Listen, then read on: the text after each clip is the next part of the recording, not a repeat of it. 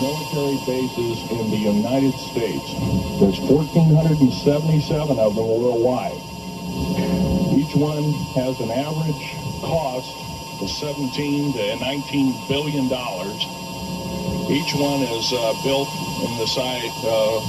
It used to be, it'd take a year to 2 years to build each one, and now they're capable of building a couple of them a year with sophisticated methods.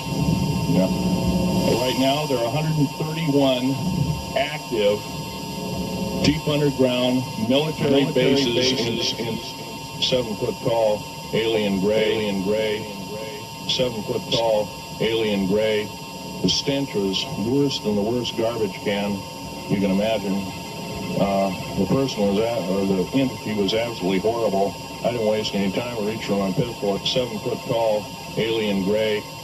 There's an absolute fact. It's not a theory. It's not a speculation. It's an absolute fact. Just because the government says, no, it's not, well, that doesn't change that. And besides, anybody that believes the government these days is foolish. Right now, there are 131 active deep underground military bases. The public basically has been totally lied to. They're considered stupid or even moronic in some cases. There is an extraterrestrial presence. That's an absolute fact. It's not a theory. It's not a speculation. It's an absolute fact. Just because the government says, no, it's not, well, that doesn't change that. And besides, anybody that believes the government these days is foolish. There is an Right now, there are 131 active. But I was involved in building another base onto inside of New Mexico, which is Los Alamos laboratory. Biological laboratory. On the southwest part of the Archuleta Mesa, we built an underground facility about 3 miles all down on the ground. Then to the southwest of that, we were in the process of the early stages of building the drill four large tunnel-like holes. Some of them ran 2.5 miles under the surface. I was involved in building another base inside of Dulce, New Mexico. 7-foot-tall alien gray. When I saw Green Beret and Black Beret people encamped inside of our geologist camp, I knew something was up. It was up. First one.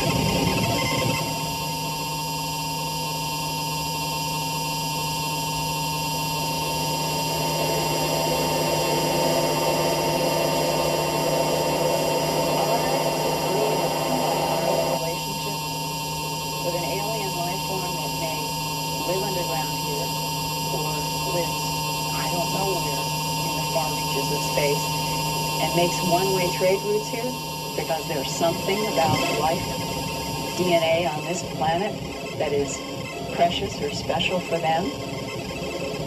Are we in a symbiotic relationship with an alien life form that may, and you hear all these stories about these silent, in many cases large, football field-sized, orange glowing lights over pastures where mutilated animals are found.